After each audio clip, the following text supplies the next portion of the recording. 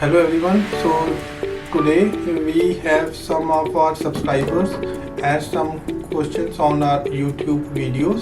So we will answer their questions one by one. So please stay with us in this video and then you will be able to get the answer as well. The question is, what is your approach for A/B testing of the ad copies and the landing pages?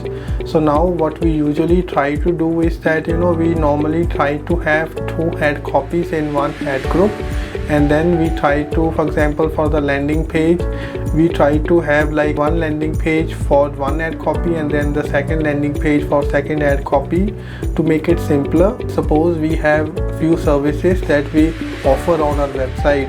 We have also the home page, so we have one ad copy with the home page and then one ad copy with the services page, and then we split test them and then see which one of those are working well or getting better performance in terms of the conversions, and then based on the cost per conversion or the ROI we pause the lower performing one and then just ramp up the spend from the best performing one.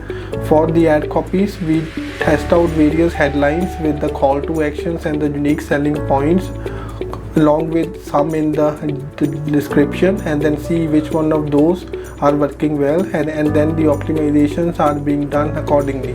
We will give our WhatsApp number on the screen. You can WhatsApp us anytime